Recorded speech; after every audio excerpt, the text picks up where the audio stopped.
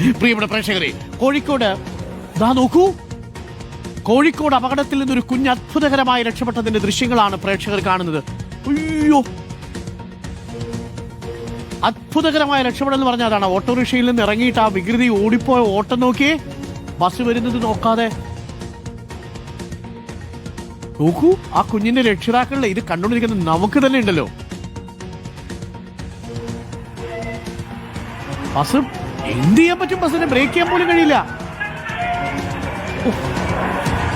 വളരെ പെട്ടെന്ന് ആ ഡ്രൈവർ ഒന്ന് വെട്ടിച്ചത് കൊണ്ട് മാത്രമാണ്, അല്ലെങ്കിൽ സൈഡിൽ തട്ടുമെന്നുള്ളതിന് ഉറപ്പല്ലേ. വളരെ പെട്ടെന്ന് വലത്തോട്ടൊന്ന് ഒടിച്ചു, ചവിട്ടി നിർത്തുകയും ചെയ്തു.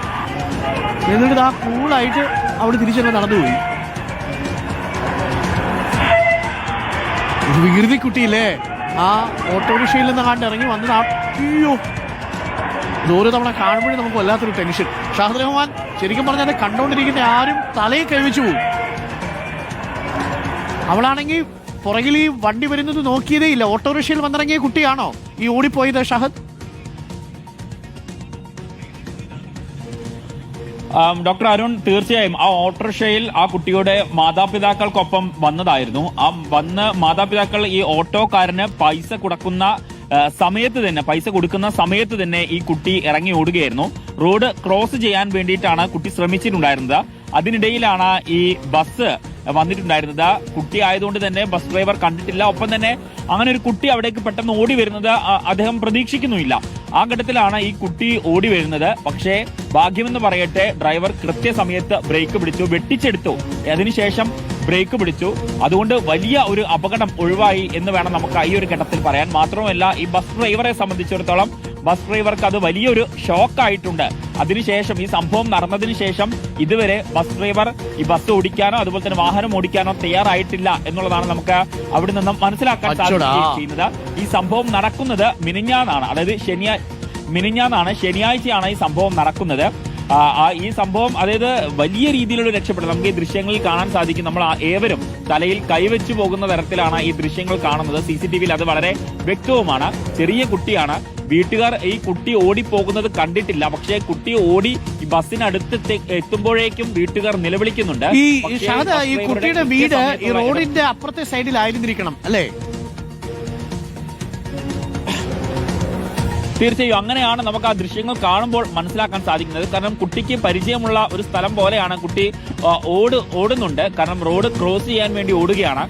മാതാപിതാക്കൾ തൊട്ട് ഇപ്പുറത്തെ റോഡിലാണ്, അതായത് റോഡിന്റെ എതിർവശത്താണ് മാതാപിതാക്കൾ നിൽക്കുന്നത്. അവിടെ നിന്നും ഈ ഓട്ടോ ഡ്രൈവർക്ക് പണം നൽകി അവിടേക്ക് പോകാൻ വേണ്ടി രക്ഷിതാക്കൾ നിൽക്കുകയാണ്. പക്ഷേ കുട്ടി ഈ ഓട്ടോ ഇറങ്ങിയതിന് തൊട്ട് പുറകെ തന്നെ ഓടുകയാണ് ചെയ്തിട്ടുണ്ടായിരുന്നത്. പക്ഷേ ഭാഗ്യം എന്ന് തന്നെ വേണം നമുക്ക് ഈ ഒരു ഘട്ടത്തിൽ പറയാൻ. ആ ഭാഗ്യം കൊണ്ട് മാത്രമാണ് ഇപ്പോൾ വലിയ അപകടം ഉണ്ടായത്. ഡ്രൈവർ ശരിക്കും ഒരു മിന്നായം പോലെ ഈ കുട്ടിയെ കണ്ടു കാണാൻ സാധ്യതയുള്ളൂ. കാര്യം നോക്കൂ, ഈ ഓട്ടോറിക്ഷയുടെ മറവിൽ നിന്ന് ഈ കുട്ടി വരുന്നത് സെക്കൻഡുകൾ, നൊടിയിട കൊണ്ടൊന്ന് കണ്ണിൽ പെട്ടിട്ടുണ്ടാവും അല്ലെ? ഒരു പൂമ്പാറ്റ പോലെ ഈ കുട്ടി ഇങ്ങനെ വരുന്നത്. ആ സമയത്ത് ആ ഡ്രൈവർ കാണിച്ച ആ ഒരു ആത്മധൈര്യം ഉണ്ടല്ലോ, ആ സമയത്തെ ഒരു ഇടപെടൽ, അത് ശരിക്കും അഭിനന്ദനം അർഹിക്കുന്നു. ബിഗ് സല്യൂട്ട് ചേട്ടാ. ചേട്ടനെ ആ പുള്ളിക്കും ആകെ ടെൻഷനായി, ട്രോമാറ്റിക് ആയെന്നാ പറയുന്നത്. പിന്നെ വണ്ടി ഓടിച്ചില്ല. അത് കഴിഞ്ഞാൽ വണ്ടി ഓടിക്കാൻ പുള്ളിക്ക് പറ്റുന്നില്ല എന്നാണ് പറയുന്നത് അല്ലേ? തീർച്ചയായിട്ടും. കാരണം അത്രയും വലിയൊരു അപകടമാണ് അദ്ദേഹത്തിന്റെ കൃത്യസമയത്തുള്ള ഇടപെടൽ കാരണം ഒഴിവായിട്ടുള്ളത്. അതൊരു പക്ഷെ അദ്ദേഹത്തിന് ഒരു ഷോക്കായി മാറിയിട്ടുണ്ടാകാം. അതുകൊണ്ടാണ് അദ്ദേഹം പിന്നെ വണ്ടി ഓടിക്കാൻ കൂട്ടാക്കാതിരുന്നത്. അദ്ദേഹത്തിന് അതിൽ നിന്ന് റിക്കവർ ആവാൻ ഇതുവരെ സാധിച്ചിട്ടില്ല എന്നുള്ളതാണ് പറയുന്നത്. അത് നമുക്ക് സ്വാഭാവികമായിട്ടും ഈ ദൃശ്യങ്ങൾ കാണുമ്പോൾ നമുക്കും അത് മനസ്സിലാകും എത്രത്തോളം ഷോക്കായിരുന്നു പുള്ളിക്ക് ഉണ്ടാവുക എന്നുള്ളത്. കാരണം നമ്മൾ തന്നെ ഈ ദൃശ്യങ്ങൾ കാണുന്ന സമയത്ത് തലയിൽ കൈവച്ചു പോകും, അയ്യോ എന്ന് നമ്മൾ ഒരിക്കലെങ്കിലും പറഞ്ഞു പോകും. അത്തരത്തിലൊരു ദൃശ്യമാണ്.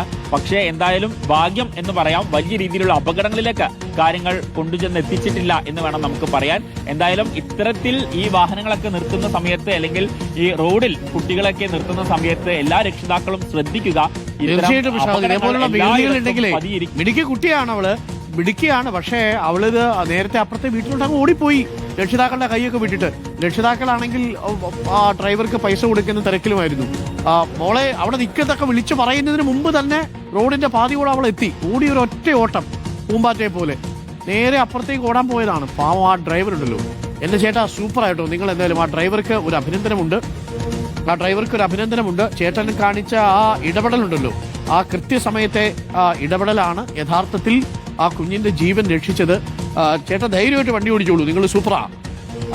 എന്തായാലും ആ കുഞ്ഞിന്റെ രക്ഷിതാക്കള് ഇത് കാണുമ്പോൾ നമുക്ക് ഇത്ര ടെൻഷൻ അടിക്കുമെങ്കിൽ കുഞ്ഞിന്റെ രക്ഷിതാക്കൾക്ക് എന്തോരം ടെൻഷനായിരിക്കും. ഇങ്ങനെയുള്ള കുറേ വികൃതി പൂമ്പാറ്റകളുണ്ട് നമ്മുടെ വീട്ടില്. അപ്പോൾ ഒന്ന് പറയണ്ട, ഇതൊന്ന് കാണിച്ചു കൊടുക്കണം. കണ്ടോ ഇപ്പൊ വണ്ടി ഇടിച്ചേനെ എന്ന് കാണിച്ചു കൊടുക്കണം. എത്ര പറഞ്ഞിട്ടെന്താ, നാളെയും കൈവിട്ടാൽ ഇതേപോലെ ഓടിപ്പോവും. ഇതാണ് ആ പ്രായമല്ലേ.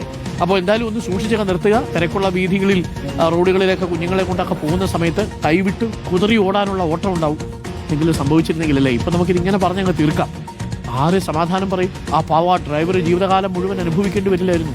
ചേട്ടാ നിങ്ങൾ സൂപ്പറാ, നിങ്ങൾ ഒരു ടെൻഷനും അടിക്കണ്ട, വണ്ടി എടുത്തോളൂ ധൈര്യമായിട്ട്. ചേട്ടന്റെ ആ മനോധൈര്യത്തിന് കൈയടി.